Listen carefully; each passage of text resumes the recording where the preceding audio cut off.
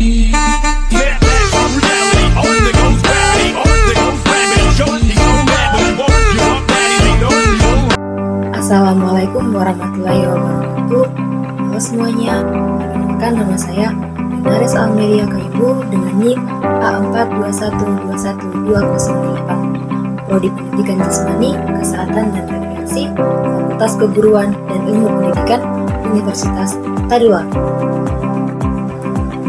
Pada video kali ini, saya akan membahas salah satu negara yang berada di kawasan Asia Barat, yaitu Arab Saudi. Negara Arab Saudi. Negara Arab Saudi adalah negara yang terletak di Asia Barat dan merupakan negara terbesar kelima di Asia dan kedua terbesar di dunia Arab. Arab Saudi adalah negara Arab yang dikenal resmi sebagai Kerajaan Arab Saudi atau Kingdom of Saudi Arabia. Kondisi geografis di negara Arab Saudi. Negara Arab Saudi terletak di sudut barat daya Asia dan berada di persimpangan Afrika, Eropa, dan Asia. Negara ini dikelilingi oleh Laut Merah di bagian barat, Oman dan Yaman di bagian selatan, Uni Emirat Arab, Teluk Arab, dan Qatar di bagian timur, serta Irak, Yordania, dan Kuwait di bagian utara. Luas wilayah Arab Saudi sekitar 2.146,790 km persegi. Membuatnya negara terbesar di semenanjung Arab dan kedua terbesar di Asia. Sebagian besar wilayah Arab Saudi mencakup gurun, pasir, dan hampir seluruh kerajaan gersang atau kering.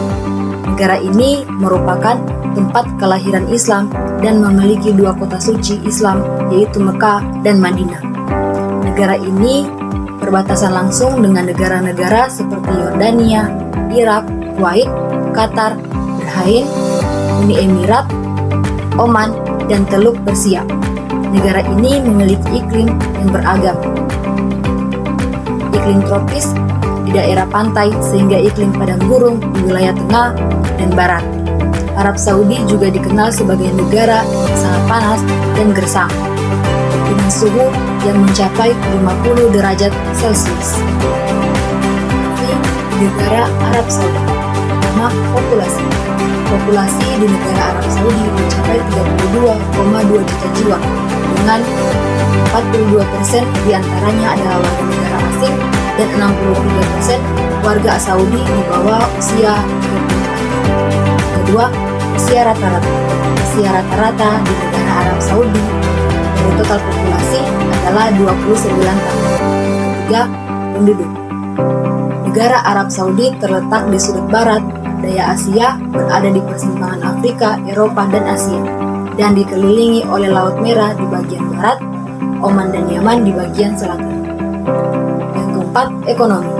Negara ini memiliki perekonomian yang bergantung pada minyak, yang merupakan komoditi utama yang menghasilkan perubahan besar dalam perkembangannya.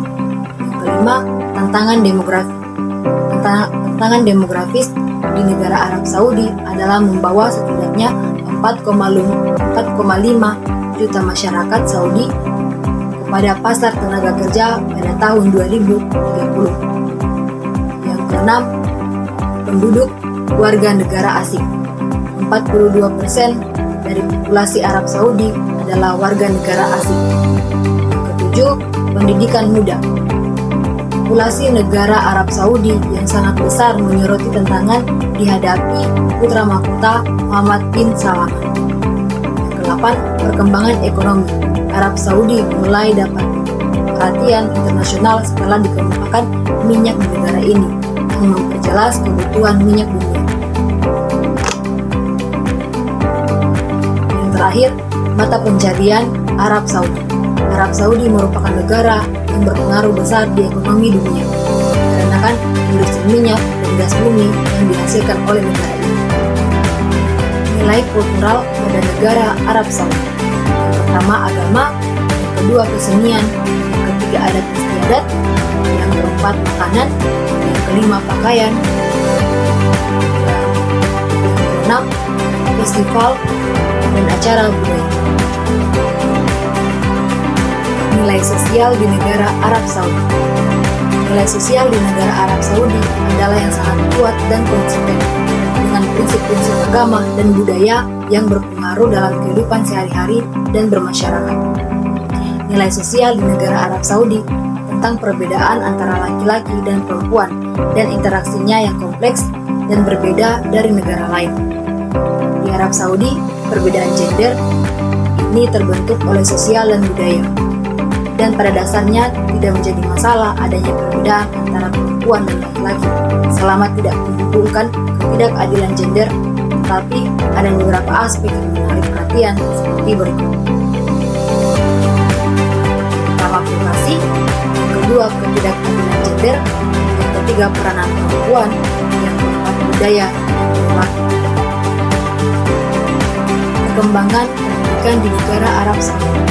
Sistem pendidikan di negara Arab Saudi memiliki ciri khas, yakni studi yang melebihi dan menekankan ajaran filsafat dan berpikir kritis, serta penggunaan bahasa Arab sebagai bahasa pengantar di tingkat sekolah dasar, sekolah menengah, sekolah menengah atas. Kementerian Pendidikan Arab Saudi sedang membahas dan mengembangkan kurikulum pendidikan baru yang mendorong kebebasan berpikir dan toleransi di kalangan murid, dengan tujuan mendorong kebebasan berpikir dan toleransi. Mata pelajaran yang akan diharuskan akan kemungkinan para siswa menggunakan kemampuan kritis dalam berbagai situasi. Selain itu, Arab Saudi juga mengedepankan pendidikan karena merupakan hal yang paling utama dalam adab dan perilaku. Pendidikan Arab Saudi ini dilirik sebagai hal yang paling utama setelah adab dan perilaku. Sehingga pada tahun 1954, ketika Kementerian Pendidikan Arab Saudi dibentuk, mereka telah menyiapkan arah tujuan pendidikan dan sasaran pendidikan yang ingin dibentuk. Isu-isu nasional dan global yang pernah atau sedang terjadi di negara Arab Saudi. Yang pertama, isu nasional dan global dalam bidang ideologi dan politik. Isu-isu dalam bidang ideologi dan politik di negara Arab Saudi terdiri dari beberapa aspek, yang termasuk kebijakan luar negeri, pertahanan negara, urusan internasional, pergeseran identitas Arab Saudi, perlengkapan ideologi, dan kontes ideologi antara Arab Saudi dan Iran. Beberapa isu nasional dan global yang terkait dengan ideologi politik negara Arab Saudi antara lain: pertama, kebijakan luar negeri; kedua, pergeseran identitas Arab Saudi; ketiga, kontes ideologi Sunisia; yang keempat, proxy war, kompensasi negara-negara Timur Tengah; yang kelima, kebijakan Kate Qatar.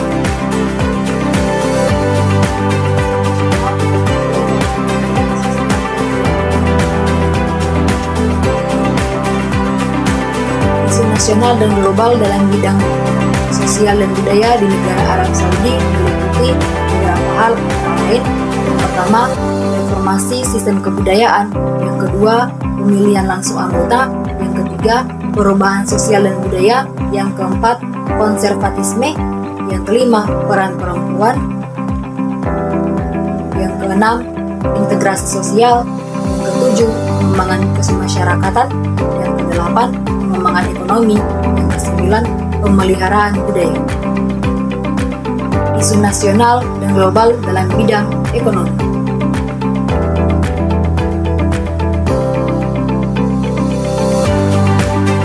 Isu nasional dan global dalam bidang ekonomi di negara Arab Saudi meliputi: 1. Diversifikasi ekonomi; yang kedua, krisis ekonomi; yang ketiga, tingkat pengangguran; yang keempat, kerjasama ekonomi; yang kelima, pengembangan sektor pariwisata; yang keenam, hubungan internasional.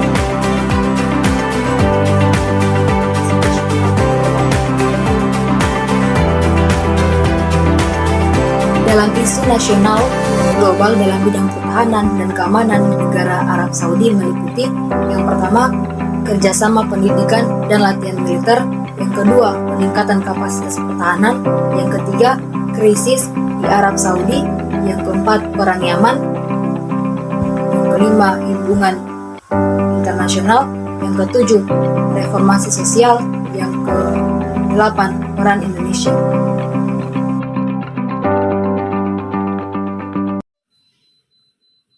Assalamualaikum warahmatullahi wabarakatuh. Perkenalkan, saya Herianto dengan NIM A42120022 Prodi PJKR.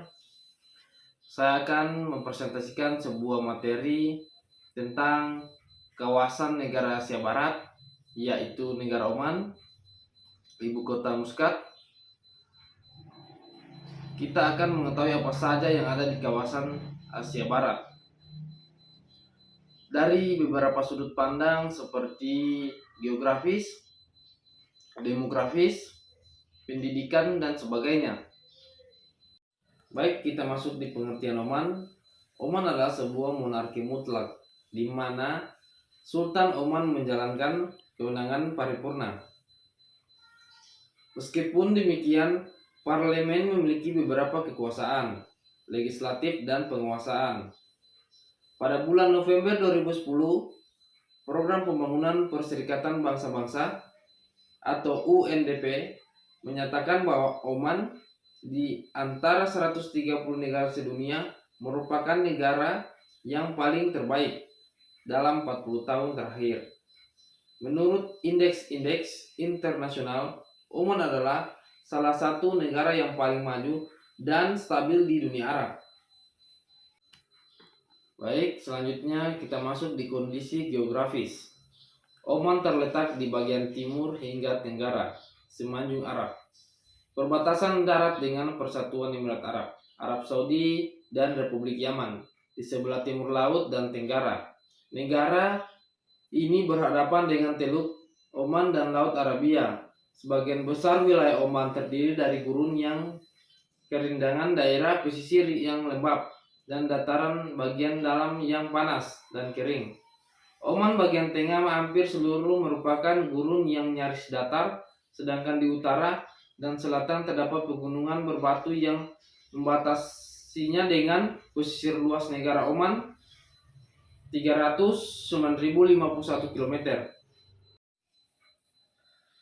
Baik, kita masuk di kondisi demografi. Masyarakat Oman sebagian besar adalah pula dan mencakup 3 identitas utama: suku, kepercayaan ibadi, dan perdagangan maritim. 2 identitas pertama terkait dengan tradisi dan sangat lazim di pedalaman negara ini karena periode isolasi yang panjang. Identitas ketiga sebagian besar berkaitan dengan Muscat dan wilayah persiroman dan tercermin dari bisnis, perdagangan, dan asal-usul yang beragam dari banyak orang Oman yang menelusuri akarnya ke Balok, Al-Lawatiyah, Persia, dan sejarah Oman Zanzibar. Wadar, sebuah wilayah Balochistan, adalah koloni Oman selama lebih dari 1 abad, dan pada tahun 1960-an Pakistan mengambil alih tanah itu. Banyak orang di daerah ini adalah orang Oman dan Pakistan. Selanjutnya, nilai sosial. Nilai sosial yang menonjol di Oman yaitu perubahan dalam pendidikan terhadap masyarakat Oman, perubahan dalam tradisi perbudakan, dan perubahan dalam posisi dan kesempatan perempuan Oman. Perubahan tersebut dipaparkan melalui 3 tahapan, yaitu tahap masa lalu sebagai representasi kondisi sebelum tahun 1970, masa peralihan sebagai presentasi kondisi tahun 1970, dan masa perubahan sebagai representasi kondisi sesudah tahun 1970. Perubahan sosial yang mulai terjadi pada tahun 1970 merupakan awal mula pembelajaran Oman menuju masa kebangkitan bangsa.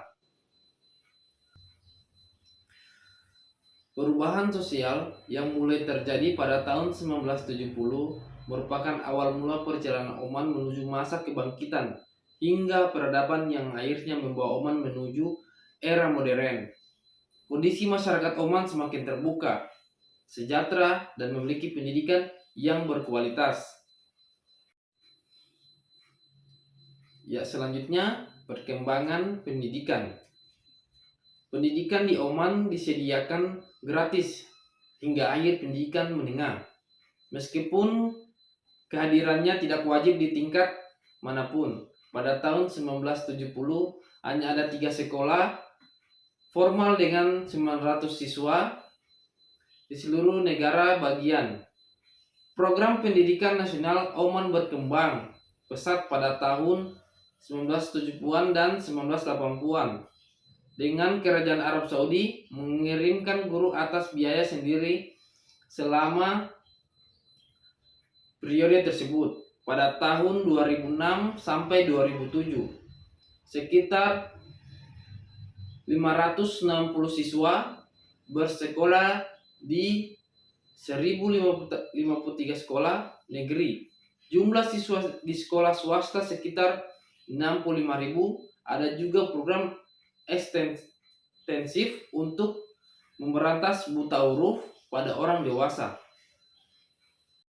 Baik, kita perlu ketahui di negara Oman ini pasti memiliki isu-isu nasional dan global yang pernah terjadi atau sedang terjadi di negara Oman. Kesehatan Sultan Oman yang tidak menentu telah meningkatkan kekhawatiran mengenai masa depan negara tersebut. Negara monarki paling personal di Teluk. Banyak warga Oman yang telah lama menyamakan negaranya dengan penguasaannya. Qaboos bin Said al-Said yang memenangkan kesetiaan mereka dengan membangun negara dan identitas nasional yang berpusat pada dirinya sendiri. Namun, di tengah meningkatnya rasa frustasi masyarakat, kritik terhadap Qaboos bermunculan. Begitu juga dengan kekhawatiran mengenai apa yang terjadi setelah pemerintahnya. Ada beberapa langkah yang bisa dilakukan rezim untuk menghindari kerusuhan lebih lanjut. Sekian presentasi dari saya tentang kawasan negara Asia Barat yaitu Oman. Assalamualaikum warahmatullahi wabarakatuh. Assalamualaikum warahmatullahi wabarakatuh. Perkenalkan, nama saya Dikiawan, NIM A41212007, Prodi PJKR, Fakultas Keguruan dan Ilmu Pendidikan. Adapun saya buat video ini adalah sebagai salah satu tugas proyek mata kuliah Pendidikan Komunitas Asia, di mana saya akan menjelaskan sedikit fakta-fakta tentang negara Bahrain. Baiklah, yang pertama adalah kondisi geografis negara Bahrain. Bahrain secara umum kepulauan yang rata dan bergurun, memiliki dataran padang pasir yang rendah. Kawasan tertinggi di Bahrain ialah Jabal ad-Dukam, berketinggian 122 meter. Bahrain menikmati musim dingin yang sejuk dan mengalami musim panas dengan temperatur tinggi dan lembab. Selanjutnya adalah kondisi demografi negara Bahrain. Agama resmi negara Bahrain ialah Islam, dengan mayoritas penduduknya yang mengamalkan ajaran Islam. Komoditas utama yang menjadi sumber ekonomi Bahrain adalah minyak, aluminium, dan tekstil. Selanjutnya, angka kelahiran di negara Bahrain yang pertama ialah 12,4 angka kelahiran per 1000 penduduk. Angka kematian 2,82 kematian per 1000 penduduk. Selanjutnya adalah nilai kultural. Bahrain secara tradisional merupakan rumah bagi populasi kosmopolitan yang lebih beragam secara etnis dan agama dibandingkan negara-negara Teluk lainnya yang lebih terpencil. Pakaian gaya barat umum di Bahrain, meskipun beberapa pria masih mengenakan tunik panjang penuh tradisional dan kafiyeh atau kain kepala putih diikat dengan tali bulu unta hitam yang dikenal sebagai ikal. Aturan berpakaian bagi perempuan lebih longgar dibandingkan dengan standar regional yang lebih konservatif. Selanjutnya adalah nilai sosial. Pemerintah Bahrain telah secara terbuka menyatakan dukungannya atas keutuhan wilayah Negara Kesatuan Republik Indonesia. dan mendukung langkah-langkah kebijakan yang diambil pemerintah Indonesia dalam mengatasi masalah dalam negeri. Kedua negara mencapai kesepakatan untuk lebih meningkatkan hubungan yang ada baik di bidang politik, ekonomi, sosial, dan budaya.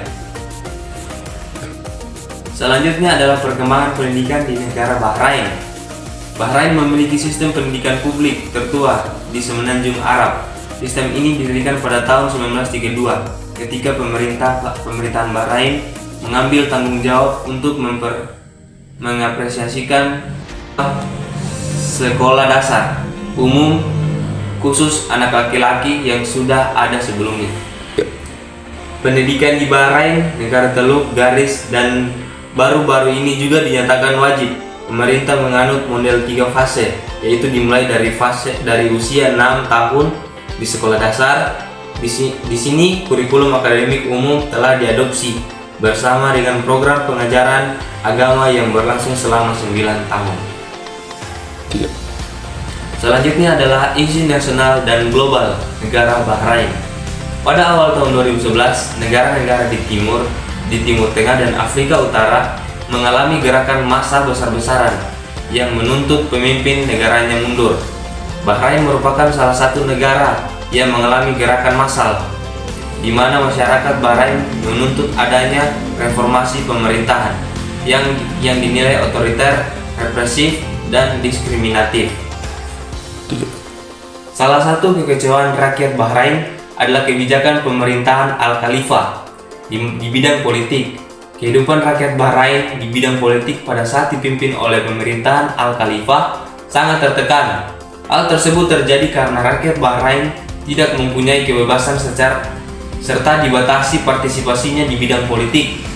Selain itu, rakyat juga mengalami kekecewaan dalam bidang sosial, ekonomi, dan hukum.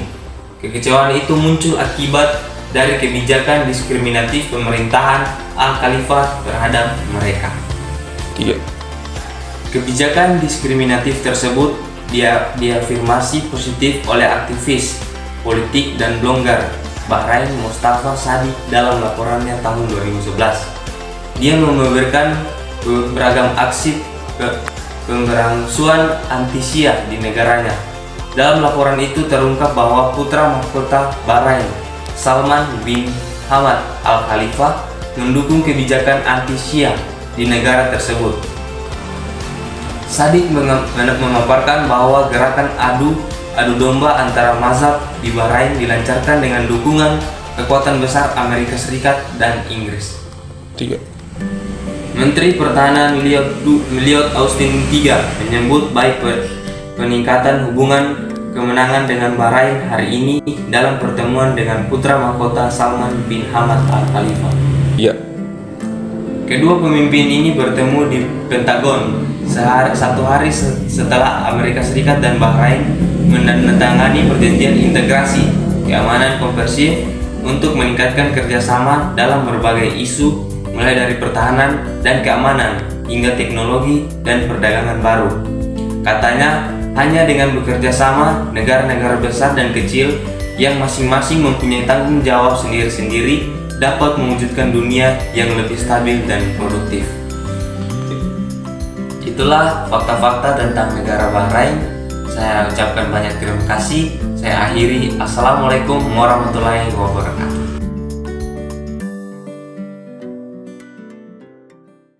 Assalamualaikum warahmatullahi wabarakatuh. Perkenalkan, nama saya Muhammad Syahrir Ishaq, Tambuk A42122204 dari kelompok 1B yang akan membahas kawasan Asia Barat. Di sini saya akan mengambil negara Qatar dari kawasan Asia Barat. Qatar, resminya bernama Qatar, adalah negara keamiran di Timur Tengah yang terletak di sebuah semenanjung kecil di Jazirah Arab di Asia Barat. Satu-satunya batas daratannya adalah Arab Saudi di selatan dan sisanya berbatasan dengan Teluk Persia. Teluk ini juga yang memisahkan Qatar dan negara Pulau Bahrain. Kemudian lanjut ke kondisi geografis. Negara Qatar terletak di daratan Asia Barat dan memiliki ibu kota bernama Doha. Letaknya persis ada di sebelah selatan daratan Saudi Arabia. Lalu, panjang garis administrasinya mencakup lebih lebar 100 km dan memanjang 200 km ke arah Teluk Persia. Teluk ini juga menjadi pemisah antara Qatar dan Pulau Bahrain. Dalam segi bentuk permukaan tanahnya, seperti dikutip dari Jurnal Ekonomi dan Bisnis Islam Zahab volume 7, nomor 1 2022. Qatar hanya terdiri dari daratan rendah hingga pantai dan skala tinggi 0 sampai 105 meter di atas permukaan air laut. Luas wilayah Qatar adalah sekitar 11.571 km.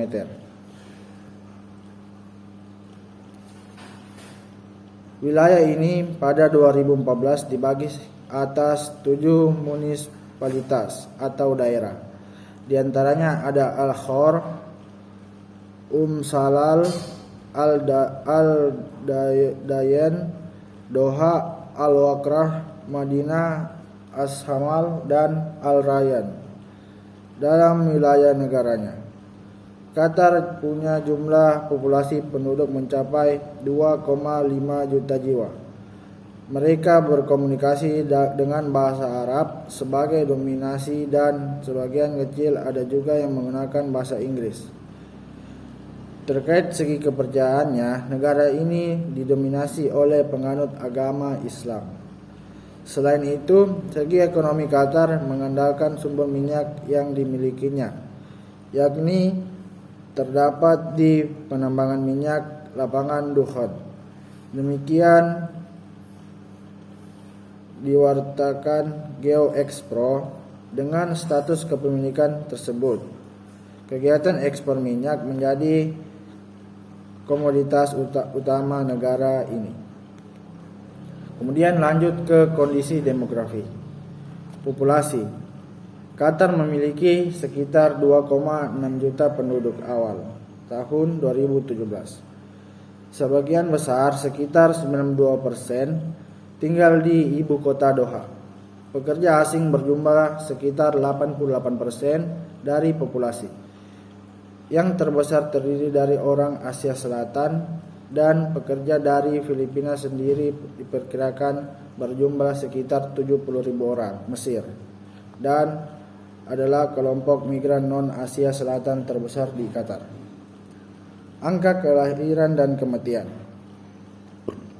Kementerian juga memfasilitasi kebutuhan layanan kesehatan bagi warga Qatar yang mencari pengobatan di luar negeri dengan memproses 53.167 permohonan. Sebanyak 28.159 bayi lahir di Qatar tahun lalu. Menurut statistik yang dikeluarkan oleh Kementerian Kesehatan Masyarakat atau MOPH, angka kematian di Qatar meningkat sebesar 0,1 kematian per 1.000 penduduk atau plus 8,2% dibandingkan tahun sebelumnya. Oleh karena itu, angka kematian di Qatar mencapai puncaknya pada tahun 2021 dengan 1,31 kematian per 1.000 penduduk. Mata pencaharian. Selain itu, Qatar berbatasan dengan Bahrain di bagian barat lautnya dan di sebelah timur perbatasan dengan Uni Emirat Arab sepanjang Teluk Persia yang ada di sebelahnya utara. Qatar bersebelahan dengan Iran. Negara ini dikenal sangat kaya, bahkan negara di Timur Tengah. Qatar mengandalkan pasokan minyak sebagai tiang utama perekonomiannya. Sekitar 13% minyak dunia dipasok dari Qatar. Pada 2020, jumlah produk domestik bruto atau PDB Qatar mencapai 146,4 juta US dollar dengan total penduduk sebanyak 2,8 juta orang. Dengan jumlah penduduk yang relatif sedikit namun memiliki pendapatan luar biasa, maka tak heran jika Qatar menjadi salah satu negara kaya dan makmur di dunia. Minyak bumi mulai ditemukan di Qatar pada tahun 1939. Selang 10 tahun kemudian, negara ini mulai memproduksi minyak dan gas alam karena menjadi komoditas andalan. Maka banyak penduduk Qatar yang juga berkecimpung di sektor bisnis minyak. Padahal sebelum meletusnya Perang Dunia II, masyarakat Qatar memiliki mata pencarian beragam seperti mencari mutiara, nelayan, atau memancing dan berdagang. Melansir situs Britannica, Qatar harus meminjam dana tak sedikit kepada negara lain, meminjam dana tak sedikit kepada negara lain dan ladang gas dan minyaknya itu. Meskipun demikian, Qatar sepertinya tidak menemukan kesulitan berat, sebab harga minyak pada awal-awal abad ke-21 sangat tinggi. Ekonomi Qatar pun semakin kuat. Suku dan agama. Kebanyakan penduduk Qatar beragama Islam. Islam juga merupakan agama resmi negara. Selain etnik Arab, Qatar juga terdiri dari banyak ekspatriat yang bekerja di Qatar dalam industri minyak. Kebanyakan Muslim di Qatar mengikuti aliran Islam Sunni, sedangkan Muslim yang mengikuti Syiah sekitar 20% penduduk Qatar, 67,7% Muslim, 13,8% Kristen, 13,8% Hindu, dan 3,1% Buddha. Agama dan kepercayaan lainnya 1,% hukum syariah adalah sumber utama legislasi Qatar menurut konstitusi Qatar. Kemudian lanjut ke nilai kultural. Kebudayaan Qatar sangat dipengaruhi oleh kebudayaan tradisional Badui dengan pengaruh yang kurang akut berasal dari India, Afrika Timur, dan tempat lain di Teluk Persia. Kondisi iklim keras di semenanjung tersebut memaksa penduduknya beralih ke laut untuk mencari nafkah. Oleh karena itu, terdapat penekanan tersendiri pada laut dan dalam budaya lokal. Tema sastra dan cerita rakyat seringkali dikaitkan dengan aktivitas di laut. Adat dan tradisi. Yang pertama, para pria saling menyapa dengan cara berbeda. Yang kedua, ini bisa menjadi cara yang bagus untuk memulai percakapan dengan orang lain Qatar. Beberapa dari kita mungkin merasa tergoda untuk langsung bercerita ke intinya.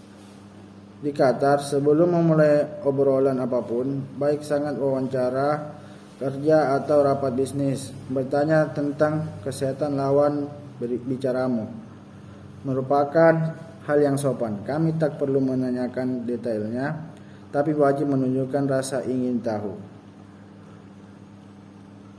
Ketiga, Qatar sangat ketat dalam berpakaian. Dan 4, ada aturan makan. 5, teh berbumbu adalah minuman favorit orang Qatar. Nilai sosial. Masyarakat Qatar beragam dan ramah, dan warganya ramah dan murah hati. Ekspatriot akan mudah bertanam dan terhubung dengan orang-orang dari seluruh dunia. Cara berinteraksi laki-laki dan perempuan biasanya tidak bersentuhan, dan meskipun beberapa perempuan Qatar merasa nyaman berjabat tangan dengan laki-laki, ada pula yang menahan diri untuk tidak melakukannya. Demikian pula laki-laki mungkin menahan diri untuk tidak mengulurkan tangannya kepada perempuan. Kemudian perkembangan pendidikan. Ada beberapa tingkat pendidikan di Qatar, yaitu pendidikan utama. Pendidikan di Qatar menghormati tradisi dan sifat konservasi masyarakat, sekaligus mendukung teknologi terkini dan metode pendologi. Kemudian yang kedua, pendidikan menengah. Ketiga, pendidikan kedua, kemudian pendidikan kejuruan, kemudian pendidikan tinggi, dan yang terakhir yaitu seperti kita di sini yaitu S2. Isu nasional dan global di Qatar. Salah satu isu-isu di global di negara Qatar yaitu krisis diplomatik Qatar mulai pada tahun 2017 ketika beberapa negara secara tiba-tiba memutuskan hubungan dan diplomatik dengan negara Qatar. Negara-negara ini awalnya termasuk Arab Saudi, Uni Emirat Arab, Bahrain, Mesir, dan Maldives. Pemutusan hubungan tersebut termasuk penarikan duta besar, memberlakukan larangan perdagangan dan perjalanan. Arab Saudi dan negara-negara lain telah mengkritik Al Jazeera dan hubungan Qatar dengan Iran dan menuduh Qatar mendanai organisasi teroris. Qatar membantah mendukung terorisme, mengingat bahwa pihaknya telah membantu Amerika Serikat dalam perang melawan teroris dan intervensi terhadap militer MIS yang sedang berlangsung. Baik, itu tadi sedikit tentang penjelasan negara kawasan Asia Barat. Selebihnya mohon dimaafkan. Terima kasih. Baik, assalamualaikum warahmatullahi wabarakatuh. Baik, perkenalkan nama saya Eliza DJ Rahman, Istanbul A4212083. Baik, di sini saya akan menjelaskan sedikit tentang negara Kuwait. Negara Kuwait adalah negara kecil yang kaya akan sumber daya alam yang berada di puncak Teluk.